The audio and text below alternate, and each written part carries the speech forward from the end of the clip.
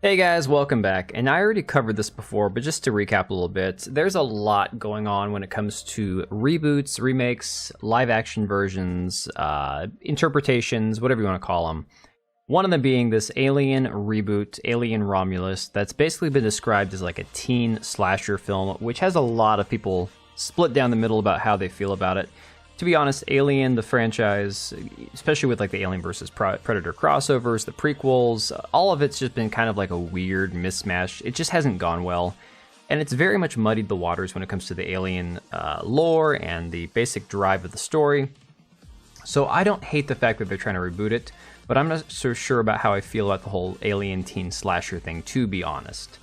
We're also seeing now, and again, this is not an animated film that I watched. I'm pretty sure my kids have seen this one, How to Train Your Dragon.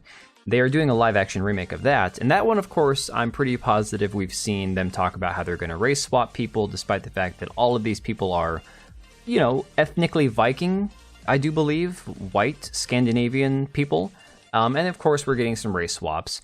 And now they're basically admitting that it's going to be an interpretation and not a remake. They're quoted as saying, it's like, let's not try and just do a play-by-play of that. If anyone wants that, they can watch the animated ones. And I would counter with, well, then why the hell, what's the point of making a remake? Like, literally, why are we doing the remakes in the first place? If you're not going to copy the original, which would seem dumb, you're going to change the original, which I hate. So let's stop with the live-action remakes. Can we do that? Come up with something new.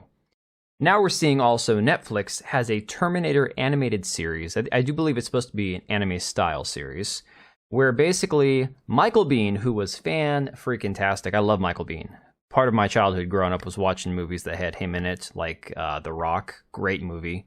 He played a short but fantastic character. If you've ever seen The Abyss was amazing back in the day. And so Michael Biehn was the protagonist in the first Terminator movie that saved Sarah Connor, and he's being replaced essentially in this series, this anime series, by a female soldier who travels back in time to save a black doctor. And of course, this article here from Cosmic Book News basically alludes to the fact that the villain will probably be a white blonde man. He'll probably have a German accent too, just a little on the nose there. So all of this points to the fact that animated remakes, live action remakes of animation, even animated remakes of classic films, just a bad idea. It just does not work out well. Now we're seeing Netflix with this Avatar Last Airbender, which is not something I've seen. Again, I am not an anime guy. I'm not going to pretend to be an expert on anime. The only anime I've ever watched is Pokemon, because my kids have had it on. I respect it, I just don't consume it myself. But I do hate any time that we see a remake or an adaptation or a reimagining basically crap all over the original source material. And this is very much what we're seeing happen with Netflix. So we have this one character who's having basically her entire backstory altered due to what they call gender issues, basically meaning that she went through something very traumatic as a teenager. I do believe she was a pregnant teen. Don't quote me on that, but I do believe that was the story I read about this. So they're going to have to change that because it's too problematic. We're also seeing, Forbes mentions the amount of red flags we're seeing, that one of the other characters, a young man, Sokka, I believe his name is. Maybe it's Sokka. I think it's Sokka. Apparently, they're toning down or removing his sexism due to the fact that it just doesn't flow well with our modern era. This all kind of culminates into where now we are seeing comments from the showrunners basically saying that they are going to remix rather than cover the core characteristics of the main character, the protagonist. I believe his name is Aang. Again, don't hate me too much if I pronounce it wrong. I've never watched Avatar, so I don't know how to pronounce his name. So this article here from Bounding into Comics, it goes on to say, in proving that Hollywood still considers any and all things animation related to be immature nonsense that is not to be taken seriously. Well, you can say that again. Avatar The Last Airbender showrunner Albert Kim has confirmed that in service of making it feel more like a real television show, Netflix live-action adaptation will be making a significant change to series protagonist Aang's core character. Kim provided this confirmation of fans' worst fears while speaking to IGN's Alex Stedman in promotion of the series' upcoming premiere. Pressed by Stedman as to, quote, how much are you guys changing and how much is staying the same between the live action and the animated versions, the showrunner explained, I've used the term that this is a remix, not a cover, in that you've got to hit a lot of familiar notes, but you can't forget that this is supposed to be a new song. So obviously there are story points and characters that you have to do fairly faithfully from the original, he continued. But at the same time, you're literally translating something from 2D to 3D, and that meant dimensionalizing the story, taking it to new places, filling in some of the gaps. Which I don't hate. Look, again, I hate remakes, but if you're going to have to take something that, let's say, is missing some backstory because of how it was created or just a lack of time put into it, and fill in the blanks, that's fine. But to alter things, especially like canon altering things that you don't need to add, but for some reason people do based on agenda or ideology, those are the things that really destroy the heart of these shows, these stories.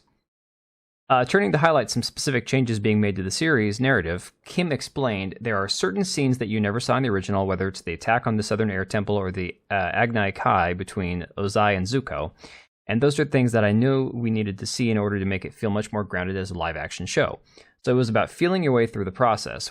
Where can we take the story into the new directions that still feels true to the spirit of the original? And that's what it all comes down to, making sure it feels like it was Avatar in spirit. See, I get worried when people say stuff like that. It's like, no, it's not just in spirit. It's like, yeah, I get the idea when I watch one of the sequel trilogies in Star Wars or like the Mandalorian TV show that in spirit it's there, doesn't make it good.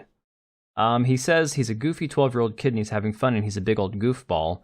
And we wanted to make sure that we showed that because that's as important to the story as all the action and the epic fantasy of it all. However, following detours onto such topics as his approach to casting and the challenges in bringing the vibrant, constantly moving world of Avatar to life, Kim would later reveal that despite his supposed adoration of Aang's fun-loving personality, the live-action series would be excising a significant element of it from his character. Asked by Stedman if despite all the remixing is the point A and the point B still the same as the original, the showrunner explained that while the state of the world and the stakes of the world are still the same, the series production team had decided to make Aang's narrative drive a little clearer.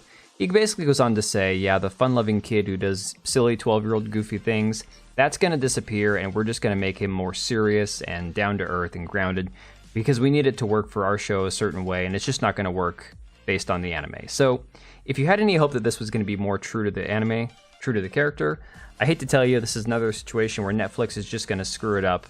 And if you had any interest in watching it, I feel bad for you because I don't think there's anything good that's going to come out of this. But I could be wrong. Let me know what you think about all this down below, and I'll see you on the next one. And if you made it this far, thank you for watching the video. We do have 2 channels, one for daily uploads, the other one for more of my live streams and hot takes. Links to both are down below, as well as the ability to join as a channel member for as little as $3 a month, and that'll greatly help us out. Much appreciated. We also have links to our Etsy accounts down below, as well as our website.